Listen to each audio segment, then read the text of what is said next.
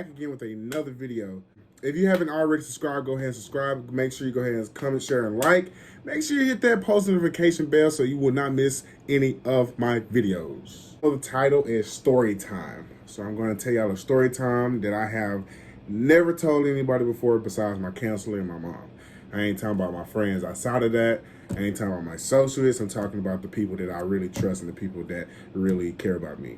The first time that I got molested by my teacher at Duncanville High School. So one day, it was freshman year. It was my first day at Duncanville High School, being at a high school period. And I was a freshman. And I remember I had a teacher, I can't say his name, but I had a teacher that was working in the behavior unit with me. Because I have anger issues and stuff like that. That's why, I'm in that class. It's not a special ed class. I've been trying to tell a lot of people that it's not a special ed class. It's basically like a anger management training camp, basically. And I remember the first time he started talking to me was like on the third day of school, me being a freshman. And on the third day of school, he was saying like, I want to help you, I want to help you become successful. I want you to pass and go to the next school year being a sophomore. Saying all these good, positive things that I was looking for. I was looking for a teacher to speak up and say, hey, I want to help you. Hey, I got this, He started talking to me, giving me good advice. And then out of nowhere, I guess he got too comfortable with me because we used to laugh, we used to joke, because as the school year was going on, we was getting to know each other even more. He was getting to know me even more. So as the school year was going on, he decided he wanted a different position.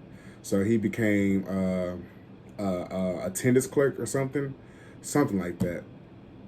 And I remember he had called me in his office and he was like, hey, Cam, come in my office. And I was like, okay, not suspecting anything. So I'm like, okay. So I go in his office, we talking. He was like, you want some donuts? And I was like, yes, I want some donuts. He gave me some donuts. He said, you owe me for them donuts. I was like, huh? Like, you see how my neck moved? That's how his neck was moving. You owe me for some donuts. So when he moved his neck and he said that, I assumed that something weird was going on. But at the same time, I really wasn't paying attention. So, and I was, I was giggling, giggling and laughing and stuff like that. And then as the years continued to go on, it started getting physical. That's when he started physical touching me in my private area, on my butt, telling me give him a kiss, stuff like that. And when I became a sophomore, that's when I started going to his house for the first time.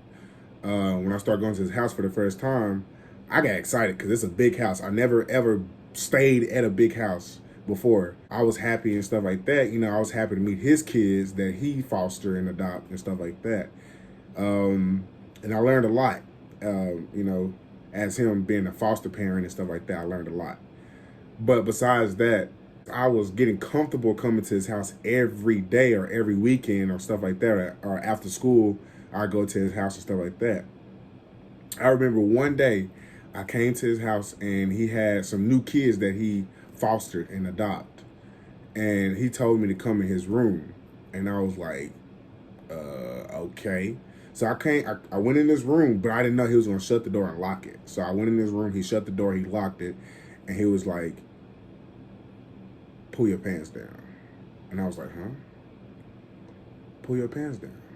And I was like, no. I was like, nah. And then he was touching me and like literally touching me in inappropriate places. And I'm bagging him off me. He just coming at me and I'm bagging him off me. And then that's when I unlocked the door and then he locked it back and he's standing by the door. Now my heart is beating fast. Now I'm like in an uncomfortable position where I can't even think straight. So he had like pulled me to the bed. And then now I'm stuck. I'm speechless. I don't have no words to say because I've been through molestation. I've been through rape before. And it's a scary thing. And it's nothing that you can do if you're not strong enough to speak up. And I wasn't that strong enough to speak up, So he had pushed me on the bed. And when he pushed me on the bed, I got back up. And he was like, no, get back on the bed. And I was like, oh my gosh. And I was like begging God, please help me, please help me, please help me. But then, God didn't, he didn't help me, but I don't know what God was intentionally thinking, to be honest. I still believe in God to this day, even though a lot of things that has been done to me in my life. I asked God, why me? Why me? Why me? But besides that, he puts me down on the bed. I got back up. Then he puts me right back down. And then that's when I was like stuck. And then that's when he was like, come on, why are you being so scared? And I told him, I was like, you're grown. Like, you're grown. You old. Like, you're old. You're grown. You know. And I remember he was telling me to put the pillow over my head, put the pillow on top of my head, like on my face, put the pillow on my face, I meant to say. And I didn't want to do it. He put the pillow on my face and he was like, stay still, I promise you gonna like it. And I couldn't do nothing. Like, I was scared, like, for my life. I was literally scared. Like I said, I've been through this and it's scary. It's like, if you have a weak mind, there's nothing you can do. And he finally, like, he did it for me. He put the pillow on my head so I won't see him do me. And out of nowhere, he was just, doing me inappropriately. He put my pants down, did me inappropriately. And he was like, why you not on hard and why you not feeling excited? And I had nothing to say. I had this fear on my face, like, oh my gosh. And I was like begging God, please, please, please, please get me out of this uncomfortable position. And before you know it, he was done. And then I hurried up and ran out that room. I ran out the room so fast, like, I just couldn't do it. And then I went home and I just knew, like, I just,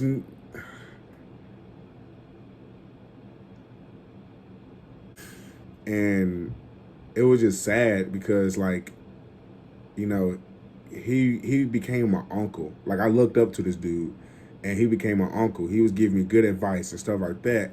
And out of nowhere, he wanted to touch me, like, inappropriately, talking to me inappropriately, like we best buddies and stuff like that. And I remember me being at his house, he said, I want you to be mine. Anything you want. Now he's bribing me. And he was saying, like, you can be mine and I can be yours and I can buy you anything you want and stuff like that. And I told him no. He said, well, that's on you, because I got somebody else at Duncanville that wants everything that you want, but you don't want it. So I'm going to give it to him. So then out of nowhere, I'm thinking I'm the only kid that he's doing this to.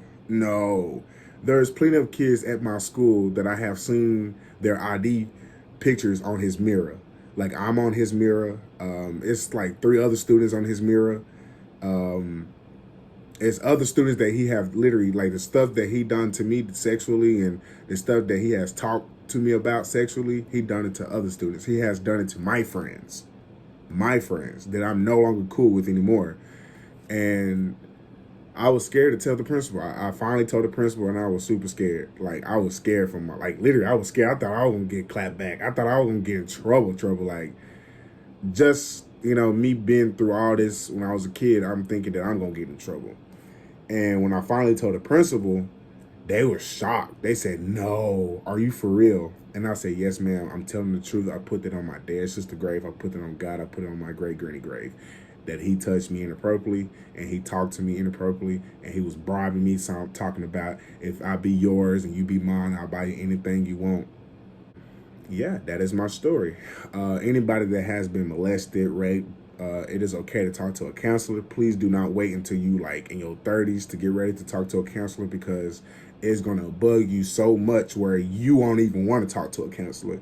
You'll think like, oh, I'm grown, I can do this by myself, and you really can't. Anybody that has been through that position, man, I really am sorry.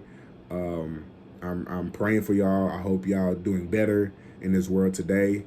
I don't understand people that want to touch kids and molest them and rape them. I don't know. Don't want to be in their shoes at all. Don't give a damn. I just don't know why God allowed them to be in this world.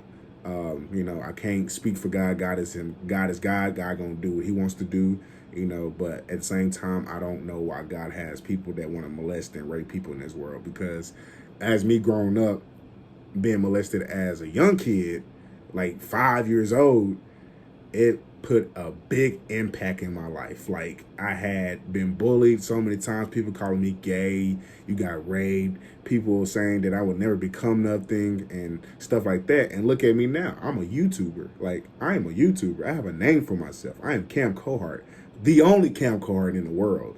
So, you know, I'm really praying for the people that, you know, that need the help. You know, I've been to the mental hospital to get my help.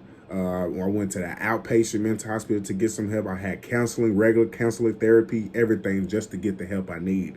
And I really thank God that he's allowing me to get the help at this age, because, man, I don't want to go through this and be in depression at 30 about this, you know.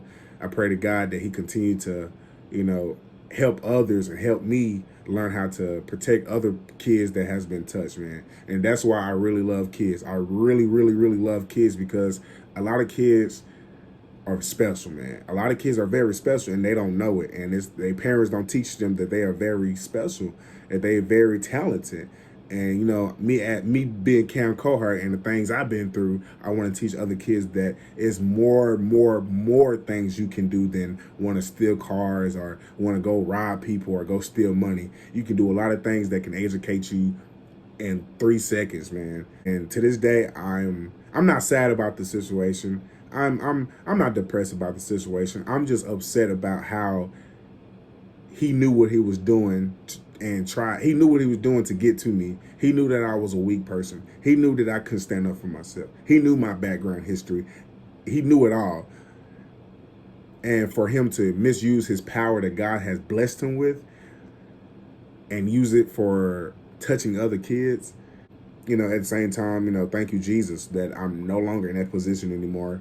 I'm ready for God to help me and walk me through, you know, the good path that I need to walk, so I can, you know, so I can be able to help children, you know, make a lot of money. You know, a lot of people say you don't need money to do this. Yes, the hell you do. And I just pray to God that he bless me with a lot of money so I can start my own organization, start my own warehouse, have studios, movies, and etc. I can't say all my business because I don't want nobody taking my, you know, my ideas. All right, guys, I hope y'all really like this story time. If y'all really want more story times, I have plenty of story times. Just let me know whenever y'all want a story time and I will give it to y'all. I got some sad story times. I got some depressing story times. I got some funny story times. I got a lot of story times. Literally, probably next year I will be dropping books. This year or next year I will be dropping books about my life, about the things that I've been through and stuff like that. If y'all really enjoy watching this video, comment, share, like, and subscribe, and make sure y'all turn on post notifications, and I will see y'all tomorrow.